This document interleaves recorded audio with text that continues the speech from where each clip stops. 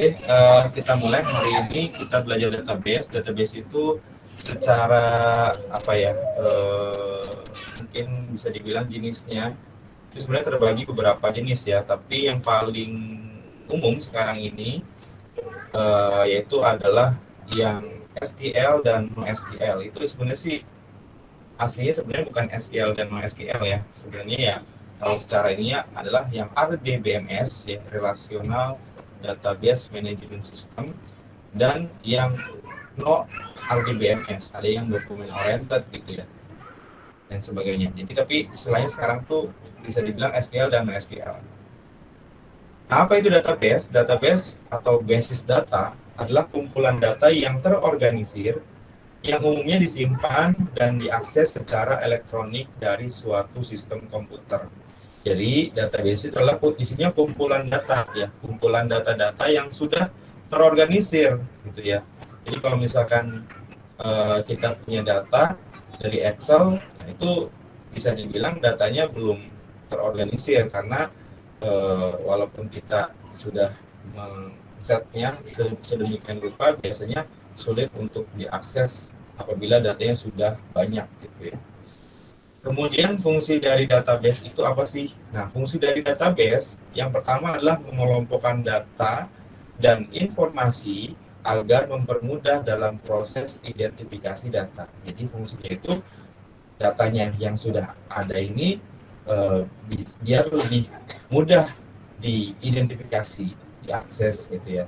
Jadi misalkan ini datanya mahasiswa kelas A, data mahasiswa kelas B dan kelas C, atau mungkin dalam nilai untuk mata kuliah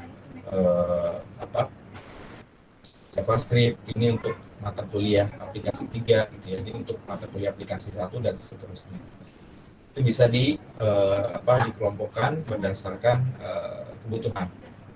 Yang kedua, mencegah inkonsistensi data dan duplikasi data. Sebenarnya di dalam database itu sudah ada fitur yang memungkinkan data itu tidak terjadi duplikasi sebenarnya. Contohnya saja misalkan di database SQL itu biasanya ada yang namanya auto increment ya. Auto increment untuk data yang primary key. Jadi data yang primary key itu nanti ketika dia masuk datanya akan bertambah secara otomatis nilainya gitu ya. Jadi misalkan 1 jadi 2, kemudian masuk lagi data jadi 3, 4 dan seterusnya. Nilainya itu si ID itu tidak akan sama gitu ya. Sebenarnya itu sudah ada fiturnya di dalam situ. Tapi tidak memungkinkan data yang masuk bisa duplikat walaupun di situ ID-nya berbeda tapi ada nama yang sama, kadang-kadang seperti itu. Tapi sebenarnya kalau lihat dari datanya itu datanya tidak duplikasi gitu ya, tapi mungkin ada field-nya saja yang berbeda. Yang ketiga adalah menyederhanakan proses menyimpan, mengakses, memperbarui dan menghapus data. Jadi kalau misalkan datanya kita masih bentuk Excel ya, tentunya kita dalam akses kan lebih susah gitu ya. Kita mau mencari data tadi yang kita sesuaikan sesuai kebutuhan kita akan lebih sulit mencarinya karena Excel itu bentuknya per sheet seperti itu. Sebentar. Lah tulik mah.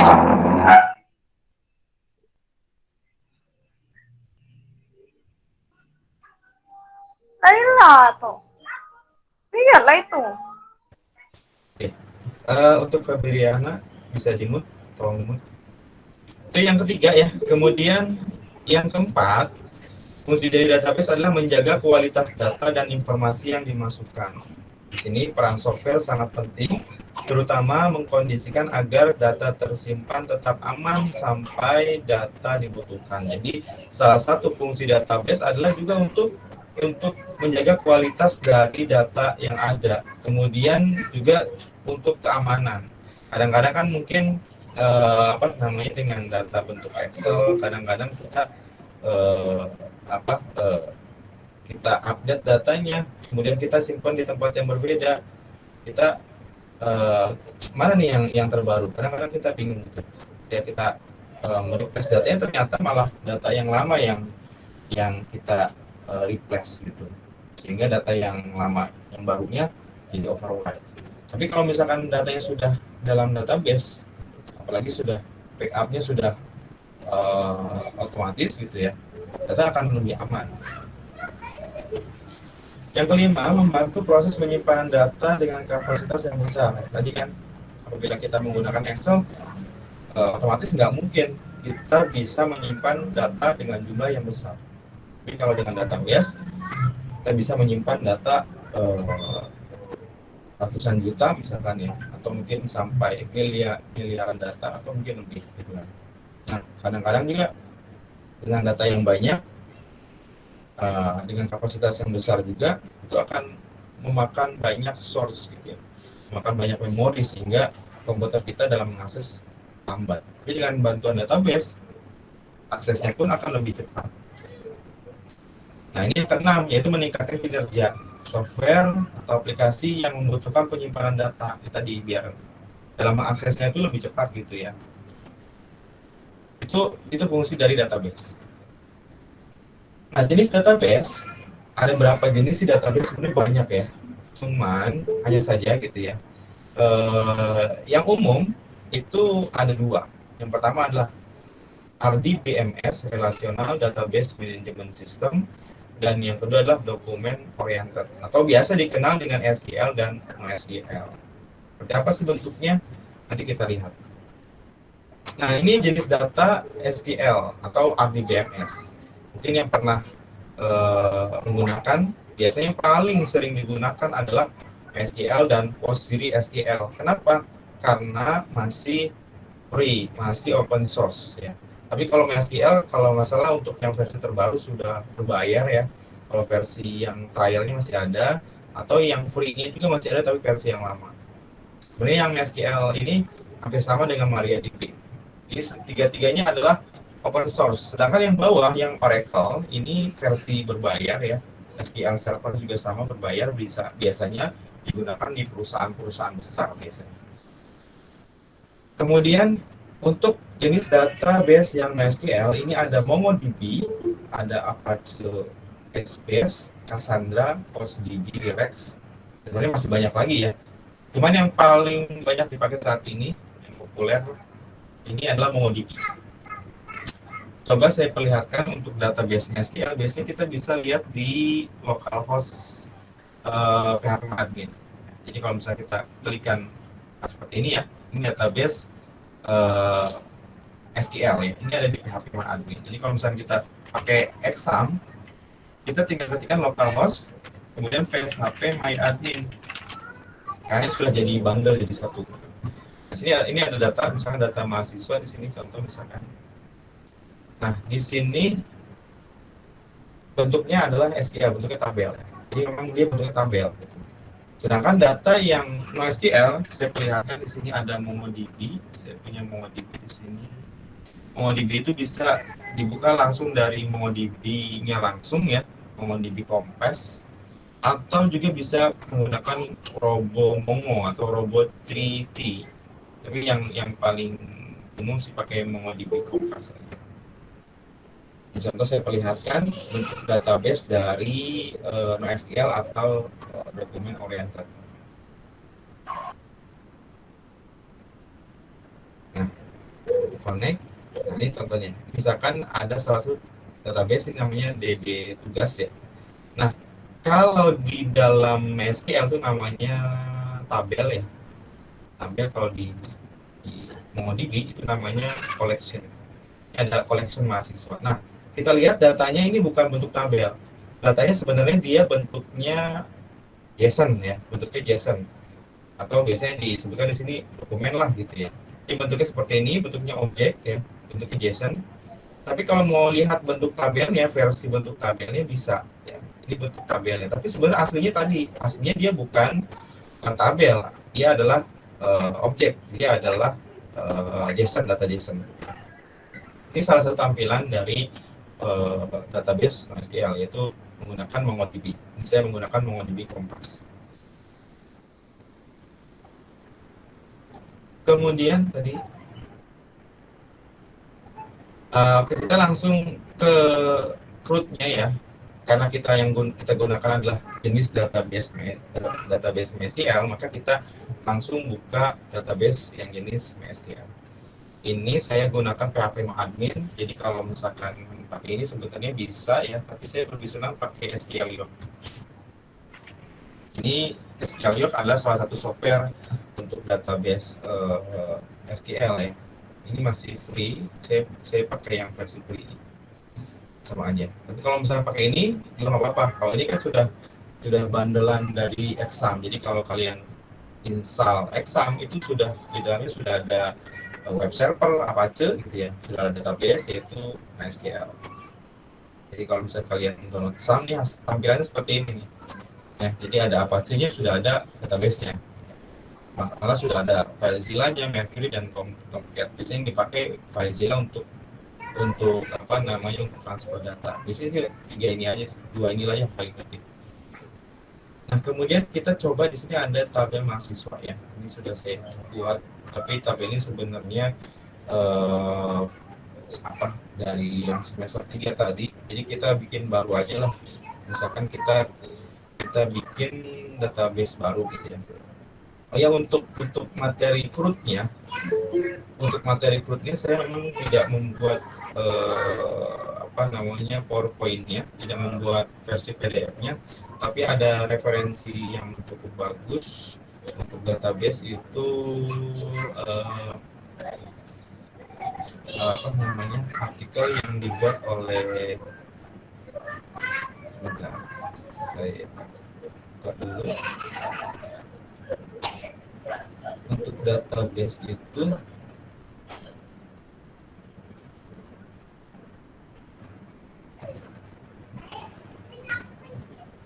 kita simpan ya. Ada dari Pak Ahmad Solihin ya, artikel yang cukup bagus. Tapi untuk rootnya, untuk database-nya kita ngebahas semuanya tuh yang dari artikel itu. Kita bahas yang poin-poinnya saja. Jadi kalau saya bahas semuanya, nanti waktunya juga nggak akan cukup ya. Sebenarnya sih poin dari kita materi dari database hari ini adalah biar kalian tahu ya secara umum database MySQL itu seperti apa, dan nanti kita akan praktek gitu ya, praktek untuk root menggunakan PHP, menggunakan post, get, dan request gitu kan. Nah, itu sebentar materinya ada di sini.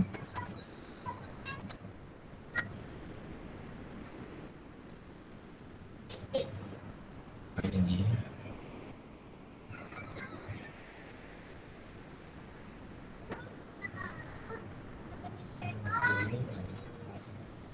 ini ya, nanti saya share juga di web ya. Nah, ini kita akan bahas dari membuat database, membuat tabel ya, merancang database, kemudian delete, update, kemudian create ya. Kemudian kan create, update, dan delete. Nah, anggap aja kita sudah instalasi web server dan database-nya, tampilannya seperti ini, tapi kita mau bikin database baru nih. Database baru. Kita bisa pakai menu yang ada di sini untuk membuat database, atau kita juga bisa pakai query ya. Jadi terserah. Kalau bikin baru berarti misalkan kita bisa pakai, sebentar. Biasanya saya tuh pakai ini sih, pakai SQL Yoke tadi, jadi lebih cepat. Nah, kalau mau bikin baru berarti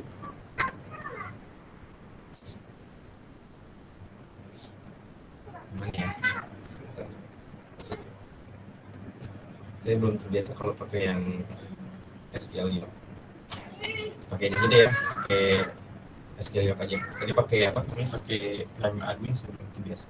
Database kita bikin baru, create database, namanya adalah misalkan DB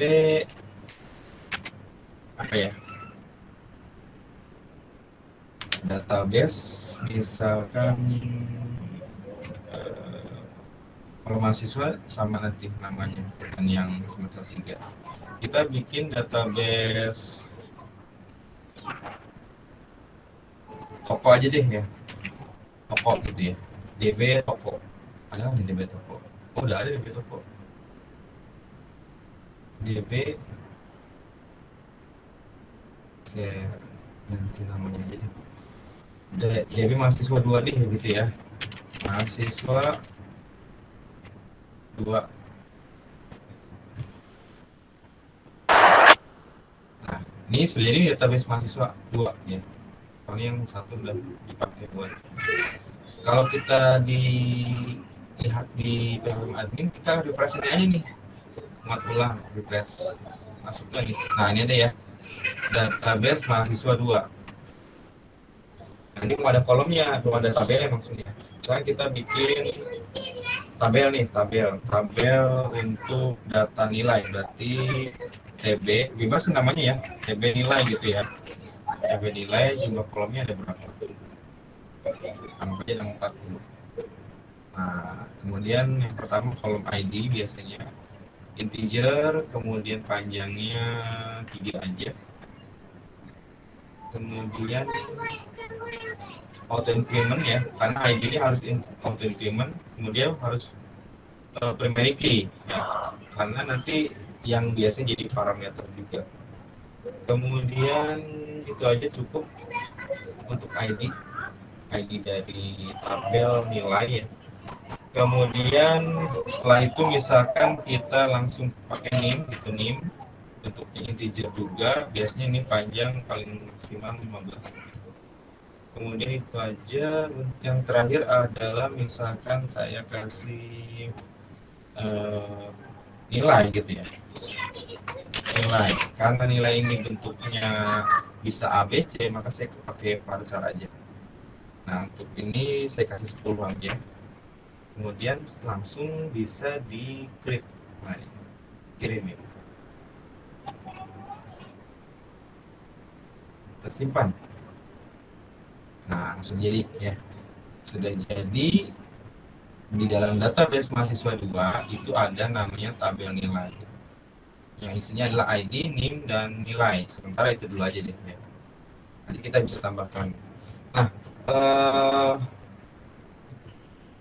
ini cara untuk membuat database dan cara membuat tabel. Lalu gimana kalau kita ingin mengisi tabel ini gitu ya. Nah, isinya juga bisa ada 2 cara. Bisa kita secara manual atau mungkin pakai query gitu ya. Tadi sudah kita bikin database-nya pakai manual, bikin tabel pakai manual. Sekarang kita bikin tabel mahasiswa tapi pakainya query. Ya, pakainya query. Coba kita lihat di salah satu artikel tadi di punyanya Bapak Ahmad Solihin. Kita lihat untuk query membuat tabel.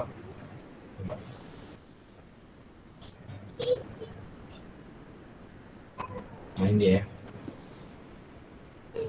Ada di halaman berapa nih? Halaman 36. Kita bisa create database dengan memasukkan query ini, di copy aja, di copy, kemudian dipastekan di sini. Paste di sini. Nah, create database. Nama database-nya apa? Gitu ya. Nah, database misalkan contoh aja nih. DB mahasiswa 3. Ini dihapus. Nah, ini ya. Kemudian kita kirim. Jadi masuk ke sini ya, DB mahasiswa 3 itu kalau pakai query. Nah, ini kalau ngapusnya gimana? Ada juga sih. Kalau mau ngapus, ini untuk create-nya ya. Kemudian ini untuk melihat database-nya apa saja. Ini bisa untuk yang pakai command prompt. Kemudian kalau pengen ngapus pakai ini ya, drop database. Nanti lengkapnya bisa kalian baca sendiri. Saya hanya sekilas saja karena bukan mata kuliah database. Sebenarnya harusnya nanti mata kuliah database ada sendiri. Nah, Kemudian kalau kita pengen hapus database yang tadi, karena kan kita nggak butuh database mahasiswa 3, kita udah punya yang mahasiswa 2. Jadi mahasiswa 3. Jadi kita drop, kita hapus gitu ya. Kirim database mahasiswa 3. Nah, tadi di dalam database mahasiswa 2 baru ada tabel nilai. Berarti kita selanjutnya di tabel mahasiswa ya, yang isinya adalah mahasiswa, nama mahasiswa, NIM, kemudian apa namanya, mungkin jenis kelamin dan sebagainya. Nah, tadi sudah kita copy ya untuk query-nya. Ini query untuk membuat tabel. Nah, kenapa kita harus pakai query juga gitu ya? Kan tadi di sini menunya sudah ada. Kenapa harus pakai query? Karena ketika nanti kita di web ya, ketika kita maksudnya ketika kita menjalankan script PHP di web, otomatis kan kita nanti pakainya adalah query gitu ya. Nggak mungkin nanti kita masuk ke sini kita buat database atau tabel manual, masukkan data secara manual. Kita masukkan datanya menggunakan query, nanti disesuaikan dengan script PHP-nya di aplikasi gitu ya. Nah, ini create tabelnya saya copy, paste di sini harusnya bisa. Bisa ya. Nah, create tabel, nama tabelnya apa? Tadi kan tabelnya udah ada nih. Jadi saya bikin tabel mahasiswa gitu ya. Namanya bebas, sebenarnya nggak harus depannya TB juga gitu ya. Terserah mau langsung tabel mahasiswa juga boleh, atau mungkin mahasiswa saja juga boleh. Kemudian fieldnya apa yang pertama? Yang pertama adalah ID. Gitu ya. Tipenya apa? Tipenya integer. Kemudian ini panjangnya misalkan saya pengennya 3 aja deh. Kemudian yang kedua adalah tipe, yaitu adalah NIM. Ini tipe atau kalian mau culture juga boleh. Misalkan saya kasih culture aja deh. Culture, karena bisa jadi NIM ini berisi angka, juga bisa berisi huruf kemungkinan. Panjangnya berapa? Kira-kira panjangnya 12. Kemudian selanjutnya setelah NIM biasanya ada jenis kelamin atau gender aja deh. Lebih singkat, gender, laki-laki perempuan 15 juga. Kemudian setelah ID, NIM, gender, misalkan semester gitu ya. Semester juga. Nah, setelah selesai, ini harusnya sih auto increment. Harusnya untuk ID itu adalah menggunakan auto increment. Coba create ID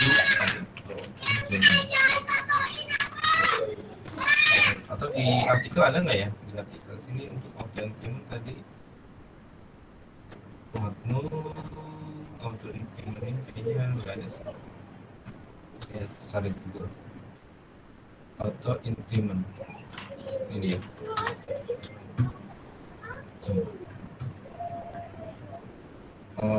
Ini dia.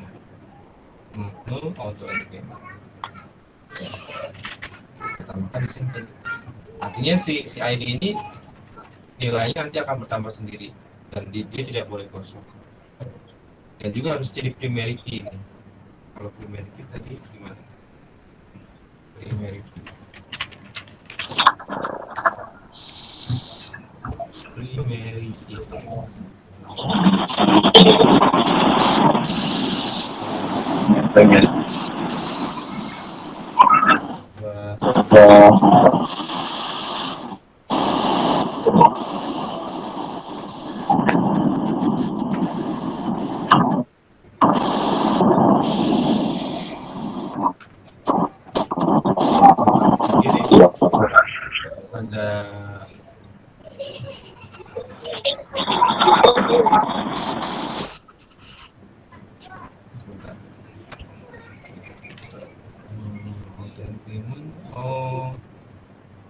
Sini aja ya.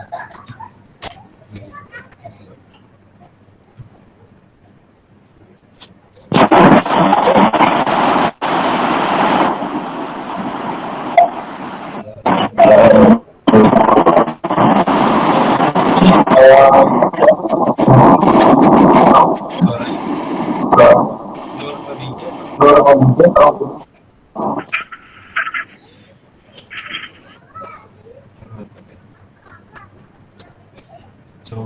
kita kirim hasilnya, kita run, berhasil ya. Kita sudah berhasil bikin tabel mahasiswa yang fieldnya itu adalah ID, name, gender, dan semester. Jadi kita sudah berhasil bikin database secara manual, bikin tabel secara manual juga dengan menggunakan query. Nah, selanjutnya kita kita input data dengan cara menggunakan query juga, input, baca, kemudian dilihat, dan juga terakhir kita update. Nah, untuk masukkan data kita menggunakan insert into. Di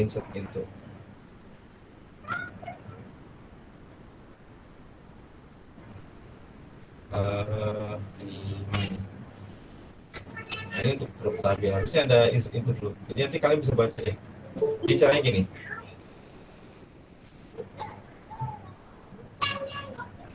Caranya insert gitu ya. Itu yang mau di insert adalah tabel mahasiswa, berarti tabel mahasiswa. Kemudian kita mau masukkan data pertama ID-nya dulu.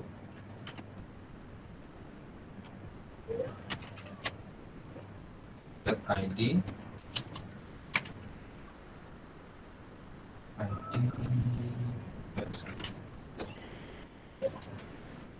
reset deh, ini aja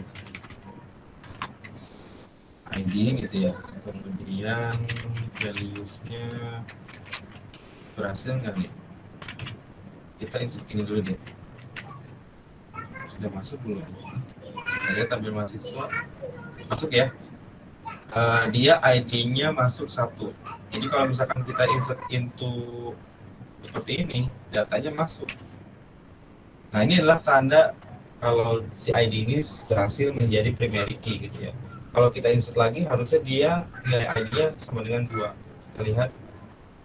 Nah, 2. Berarti dia sudah menjadi primary key dan sudah auto increment.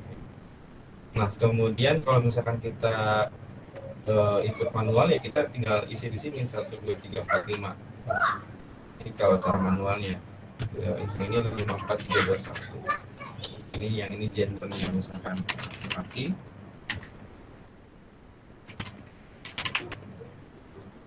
Ini perempuan.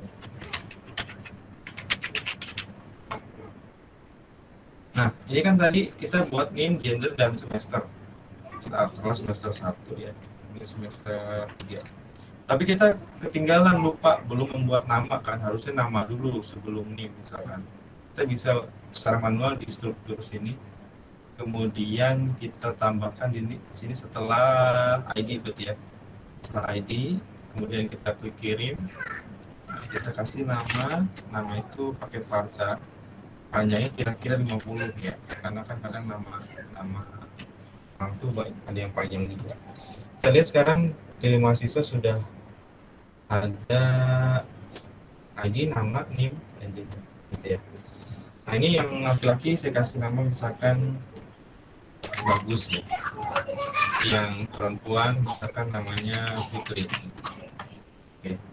Ini sudah masuk datanya secara manual. Tapi secara query-nya tadi kita bisa menggunakan insert input.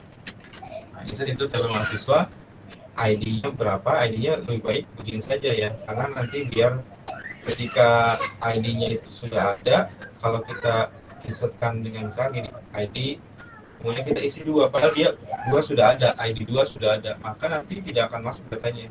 Karena si ID ini tadi sifatnya adalah auto increment dan primary key, tidak mungkin data itu akan duplikasi dengan nilai ID yang sama.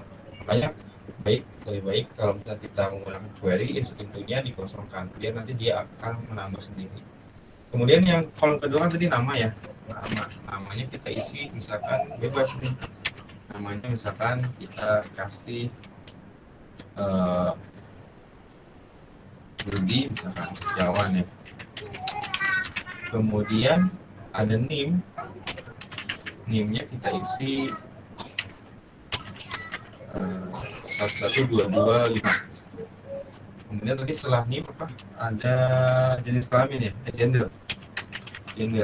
Gendernya ini kita isi laki-laki. Nah, kemudian semester ini kita isi misalkan semesternya masih semester 1. Kalau untuk integer boleh langsung satu gini atau boleh pakai kutip identitas. Nah, itu tabel mahasiswa, ini kolomnya, nama kolomnya ya. Kemudian ini nilainya. Ini nanti bisa kita tuliskan seperti ini contohnya, misalkan kalau saya buka salah satu yang sudah jadi tadi aplikasi yang semester 3 itu nanti dimasukkan di sini. Kalau insert itu berarti masuknya tutorial. Nah ini itu tabel mahasiswa ini ya. Jadi nanti si query ini dimasukkan ke dalam kode PHP ini. Ini kita coba jalankan dulu, dikirim. Nah masuk, kita lihat hasilnya. Masuk ya, Rudi Setiawan, name-nya 1125, kemudian gender laki-laki dan semesternya semester 1. Kita sudah berhasil untuk memasukkan data menggunakan query itu dengan insert itu untuk apa namanya create data ya. Selanjutnya adalah kita baca data yang sudah ada, kita baca. Ini kan tadi drop tabel, nanti dulu deh kita drop tabelnya. Nanti dulu kita ke baca data dulu ya. Nanti setelah baca baru kita hapus data. Nah, untuk baca ini caranya select all from. Karena kita punya datanya adalah data tabel mahasiswa, maka kita masuk ke query sini. Select all from tabel mahasiswa ya. Nah, nanti di belakang ada kondisinya. Tapi kalau misalkan kalian select bintang from tabel mahasiswa saja, bintang ini artinya all ya. Berarti select semua data gitu. Select semua data juga semua kolom ya. Semua kolom. Kalau kalian ketikkan seperti ini, select all from tabel mahasiswa, maka yang muncul adalah semua kolom yang ada di dalam semua kolom dan semua data yang ada di dalam tabel mahasiswa. Nah, kemudian kalau misalkan kita ingin hanya menampilkan nama, NIM, dan gender saja, misalkan tanpa menampilkan semester, maka kita bisa menggunakan select langsung saja nama, gitu ya. Yang dibutuhkan apa saja, nama dan NIM misalkan tadi, dan nama pakai koma ya, koma, NIM. Satu lagi adalah misalkan nama, NIM, dan semester ya, misalkan gitu. Ini aja. Jadi kita langsung kirim, maka yang muncullah hanya nama, NIM, dan semester.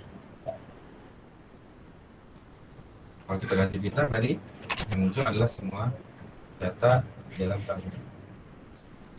Kemudian kalau misalnya kita pengen lagi, yang selanjutnya adalah menampilkan data mahasiswa yang semester 1 saja. Ini ada semester 3. Jadi yang semester 1 saja. Berarti select all from tabel mahasiswa, dikasih kondisi where semester sama dengan 1. Nah, maka yang tampil adalah data mahasiswa yang semesternya sama dengan 1. Ada 2 data. Kalau misalkan kondisi yang lain, saya ingin menampilkan data mahasiswa yang laki-laki dan semesternya semester 1. Kalau misalkan si Rudi Setiawan ini ternyata semester 3 dan semester 1. Berarti kalau saya ingin memilih Agus, memilih data yang semester 1 dan dia laki-laki, maka harusnya yang muncul adalah Bagus gitu kan. Itu tidak termasuk karena dia perempuan. Rudi Setiawan tidak termasuk karena dia semester 3. Berarti kalau secara query berarti select all from tabel mahasiswa, berarti where-nya adalah where gender sama dengan laki-laki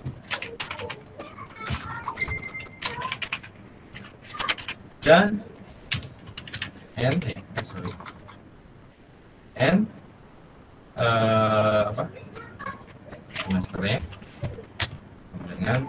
satu tadi ya. Enggak, harusnya yang muncul hanya bagus saja satu. Ini untuk kondisi. Nah, begitu seterusnya ya. Jika ada kondisi-kondisi yang lain, kita juga bisa lakukan. Kalau di sini adanya di halaman berapa ya? Untuk yang and or itu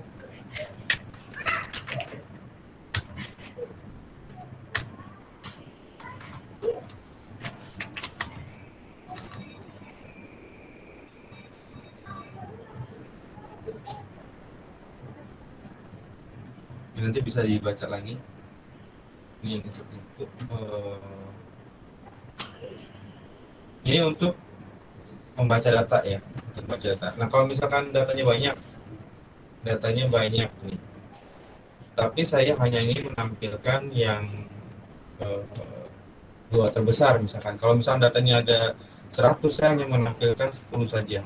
Karena ini data cuma ada 3, misalkan saya hanya mau menampilkan 2 teratas saja. Berarti kita bisa menggunakan limit. Saya mau nampilin 2 data aja deh. 2 teratas siapa? Limitnya 2 gitu ya. Ini adalah kondisi-kondisi data itu akan yang diambil spesifikasinya atau sesuai dengan kebutuhan kita ya. Kalau yang di Excel kan ini seperti ini nggak bisa gitu ya. Di Excel nggak bisa, punya banyak keterbatasan. Tapi kalau di database, nah, kita juga bisa membuat beberapa tabel, membuat beberapa data yang nanti bisa dijoinkan dengan tabel yang lain. Ini untuk membaca data selanjutnya. Tadi kan create data sudah terinput itu, create tabel, create database. Kemudian selanjutnya read sudah nih, select all from mahasiswa ya. Dan seterusnya nanti kalau ada yang mau ditanyakan lebih lanjut, belajar lebih lanjut nanti bisa. Kemudian read sudah update. Nah, sekarang update. Ini ada data 3. Ternyata Bagus ini atau mungkin Putri ini adalah semester 1. Nah, tidak mungkin kan saya harus berubah di sini lagi. Kalau menggunakan bahasa pemrograman ya tentunya nanti query yang di sini akan dimasukkan ke sana. Maka query adalah update. Yang ada adalah tabel mahasiswa gitu ya. Set semesternya sama dengan 1. Nah, siapa yang semester 1? Yang semester 1 kalau kita lihat tadi yang semester 1 kalau saya lihat di sini deh. Semester 1 adalah Putri kan, semester yang mau dirubah 1 maksudnya adalah Putri. Nah, Putri ini punya parameter apa? Kalau kurang jelas, saya buka di sini. Nah ini, di Putri ini kan mau dirubah nih, dia semesternya 1 harusnya, bukan 3 gitu kan. Nah, saya merubahnya seperti ini, update tabel mahasiswa set semester sama dengan 1. Nah, parameter Putri yang tidak dimiliki oleh yang lain itu adalah ID. ID ini kan tadi primary key, dia tidak mungkin duplikasi data. Makanya yang kita ambil dari sini, boleh dari sini, boleh dari yang lain sih sebenarnya. Tapi untuk mengurangi kesalahan, ternyata name-nya ada yang double seperti itu, maka yang diambil adalah yang tidak memiliki duplikasi data, yaitu ID-nya. Di sini ID-nya sama dengan 2. Maka di sini update tabel mahasiswa set semester sama dengan 1 where ID sama dengan 2. Oke. Maka nanti yang ID-nya 2 semesternya akan berubah jadi 1. Kita coba. Berhasil, kita refresh di sini. So, Putri ini sudah berubah semesternya jadi 1 kan ya. Kalau misalkan kita tidak pakai kondisi seperti ini, kita tidak pakai where seperti ini, kita kelupaan nih, tidak menggunakan kondisi where ID sama dengan berapa, maka nanti semua database, semua data yang ada di database mahasiswa itu nanti akan berubah semuanya seperti ini. Update tabel mahasiswa set semester sama dengan 2. Kalau kita kirim maka semuanya akan menjadi 2. Semuanya akan menjadi semesternya akan menjadi 2. Kita lihat. Tuh, yang semester ini semua jadi 2 karena kita tidak menggunakan kondisi tadi.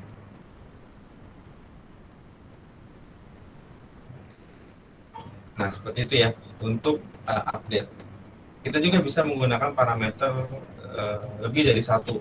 Seperti tadi misalkan saya mau mengupdate yang datanya di semester 2 dan dia laki-laki. Berarti sini kita update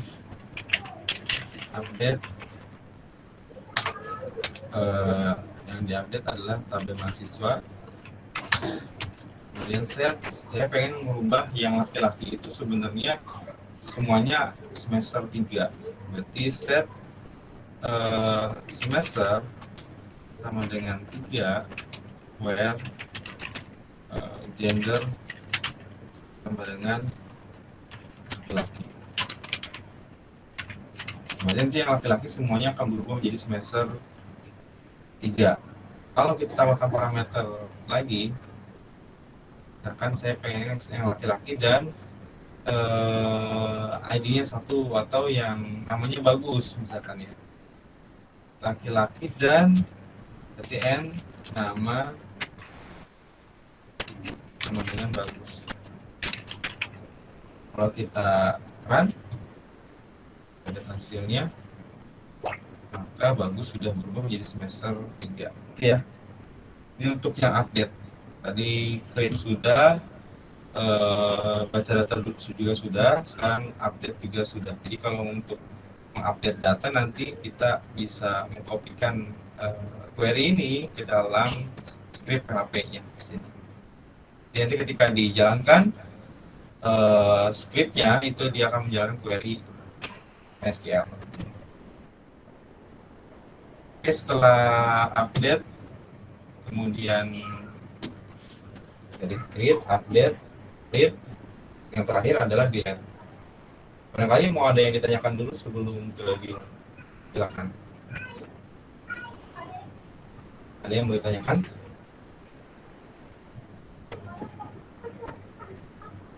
Nggak ada ya? Oke, kalau nggak ada saya lanjutkan. Kalau nggak ada saya lanjutkan untuk delete. Nah, delete ini juga bisa delete data ya, bisa delete tabel, juga bisa dapat delete database sekalian. Yang pertama kita delete datanya dulu. Misalkan saya mau menghapus Rudy nih, ternyata dia salah nih, bukan dia bukan masuk mahasiswa sini ternyata misalkan. Maka saya harus menghapus si Rudy ini. Parameternya apa? Parameternya tadi yang menjadi primary key adalah ID. Berarti 3 ya. Maka saya harus delete tabel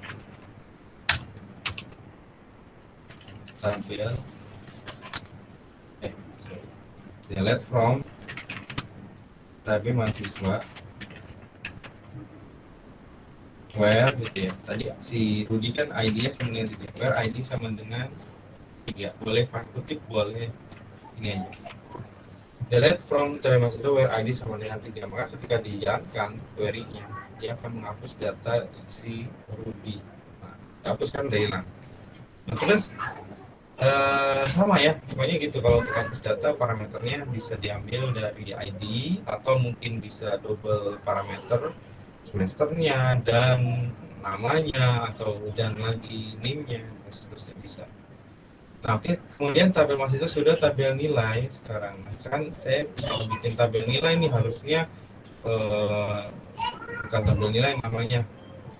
Saya mau menghapus, berarti bisa pakai drop seperti ini. Atau saya masukkan data dulu di sini ya. Saya hapus dulu deh, saya hapus dulu drop TB nilai gitu ya, nilai drop tabel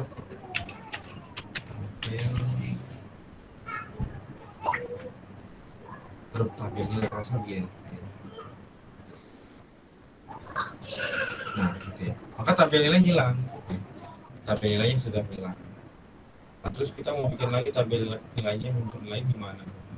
Kalau di database ya, kalau sudah di drop tabelnya kita nggak bisa membalikan kalau belum di backup. Makanya kalau bisa dalam mengeksekusi suatu query itu harus hati-hati sekali sebelum melakukan, kalau bisa di backup dulu gitu ya. Nah, kita sudah bikin tabel mahasiswa, biar cepet kita copy aja deh tabel mahasiswa ini, saya copy jadi tabel nilai ini. Mana kopinya?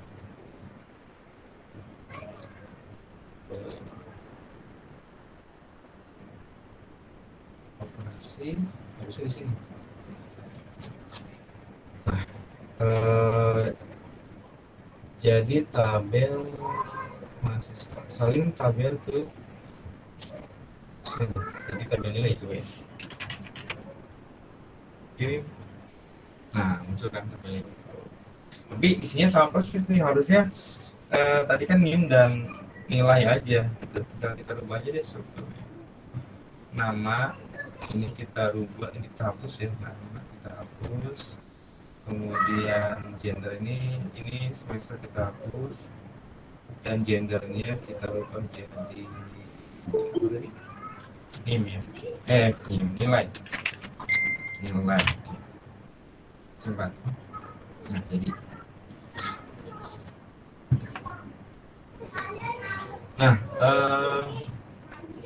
tabel mahasiswa sudah ada, tabel nilai sudah ada. Sekarang saya input manual deh nilainya, yang ini kan ada mahasiswa dua nih, Bagus dan Putri. NIM-nya 12345 dan 54321, sama di sini juga ya. Nah, cuma ini nilainya saya pengen tampilin, yang ini nilainya A gitu ya. Yang ini nilainya B. Nah, sekarang saya mau menampilkan data. Tolong tampilkan data mahasiswa yang ada di tabel mahasiswa tapi juga memiliki nilai. Nah, gimana nih caranya? Di tabel mahasiswa di sini hanya ada nama, NIM, jenis kelamin. Tapi misalkan kebutuhan dari klien, dia membutuhkan nama, NIM, jenis kelamin atau gender, semester, dan nilai. Bagaimana caranya? Kita bisa join. Nah, ini makanya salah satu fungsi dari database ini kan mempermudah. Jadi walaupun ada beberapa tabel, ini kita bisa join asalkan memiliki parameter yang sama di antara tabel yang satu dan tabel yang lainnya. Tapi kalau di Excel itu kita sulit ya, walaupun mungkin bisa diakali ya, antara sheet 1, sheet 2, sheet 3 bisa terkoneksi, tapi saya rasa sangat sulit gitu. Kalau di sini kita tinggal menambahkan query seperti ini. Misalkan select select all from tabel mahasiswa, kemudian kita join itu sebenarnya ada 4, ada left join, right join, inner join, dan 5 ya, outer join dan full join. Sekarang saya pakainya yang left join. Ini sebenarnya harusnya dibahas juga. Left join ke tabel nilai. Nah, di sini kan ada parameter yang sama. Di dalam tabel nilai dia memiliki NIM, di dalam tabel mahasiswa juga memiliki NIM. Maka dengan samanya parameter tersebut, maka kita bisa menjoin gitu ya, tabel mahasiswa dan tabel nilai ini join. Makanya on tabel mahasiswa NIM sama dengan tabel nilai NIM. Seperti ini. Kalau kita run, maka muncul ada nama, NIM, gender, semester, kemudian ada ID, NIM, nilai. Cuman ini kan jadinya kebanyakan malah gitu. Sebenarnya sudah muncul semua, tapi ada yang sama. Makanya disesuaikan lagi gitu ya. Disesuaikan lagi yang kita butuhkan itu mana. Nah, misalkan jangan maka tadi yang kita pakai adalah misalkan yang mau kita ambil adalah nama gitu ya, kemudian koma, NIM, koma, kemudian nama, NIM, semester ya, semester, satu lagi baru nilainya itu di dalam tabel nilai. Kalau kita kirim, kita kan sudah muncul bagus, nama NIM, semester, dan nilai. Kalau kita mau tambahkan ID di depannya, ya tinggal tambahin aja di sini. TB mahasiswa, klik ID.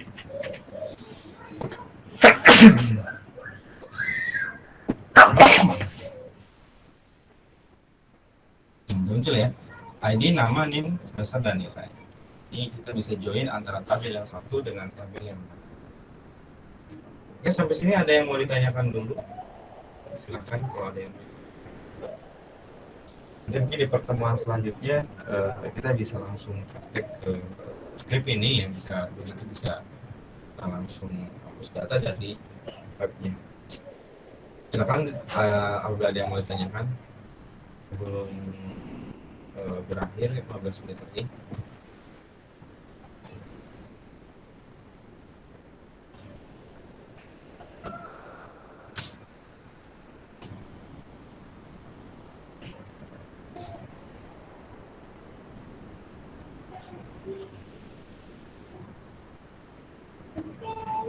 Nggak ada ya, kayaknya sudah pada paham semua.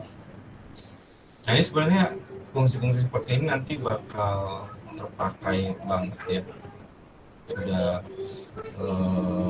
membuat sistem yang cukup besar ya.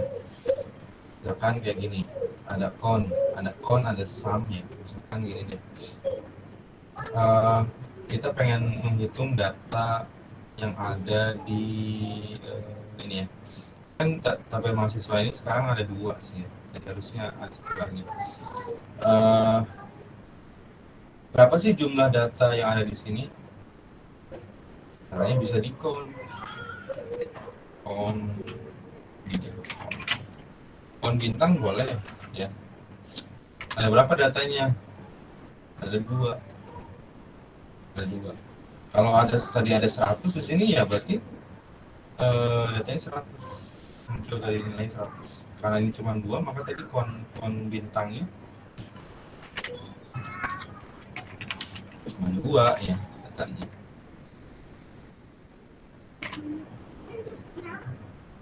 Hanya 2 datanya. Dia juga bisa nge-sum. Tapi di sini sayangnya di sini kebetulan tidak ada data misalkan data biasanya data omset, misalkan data jualan gitu ya, data tabungan. Nah, biasanya itu kita bisa sum. Kalau di sini datanya masih sifatnya kayak gini, sifatnya masih belum ada nilai gitu. Nah, terus selain itu kita juga di sini bisa concat. Concat ini adalah fungsinya untuk menggabungkan tabel yang satu dengan yang lainnya. Misalkan tadi di sini ada tabel mahasiswa. Nah, saya ingin menampilkan datanya itu seperti ini. Misalkan NIM-nya itu sekarang ada perbaharuan gitu ya.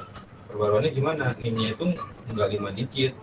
Memang NIM nomor urutnya 5 digit, tapi sebenarnya kalau full NIM itu bukan seperti ini. Misalkan saya akan menambahkan kode semester dulu, kode tahun ajaran dulu, misalkan kode semester dulu deh, misalkan ini cuma contoh aja, kode semester dulu, kemudian baru NIM. Maka kita pakainya gini, select, harusnya kalau nanti NIM dulu NIM gitu ya, dan semester gini,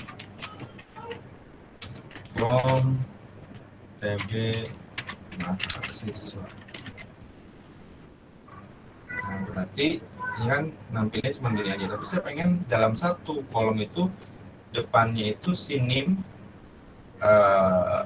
ada kode semester dulu.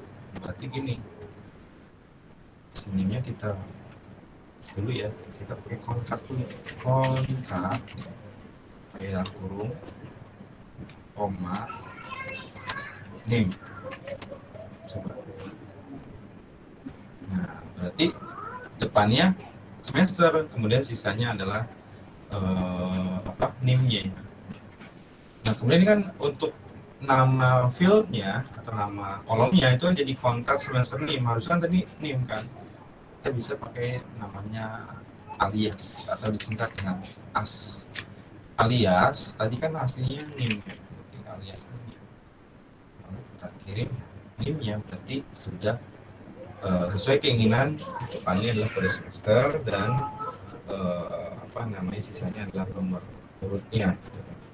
Atau biasanya kalau buat nomor induk itu mungkin depannya saya pengen depannya tahun dulu, kemudian tahun ajaran, selanjutnya adalah kode bulannya misalkan, selanjutnya adalah kode jurusannya, kemudian baru bisa nomor urut gitu ya. Nanti pakai konkat gitu ya, konkat. Nanti di situ jadilah satu NIM yang sudah jadi. Padahal di situ sebenarnya kodenya kode-kode dari tahun, kemudian bulan, kemudian kode jurusan misalkan atau kode fakultas, kemudian setelah itu kode nomor urutnya itu termasuk teknik bikin NIM.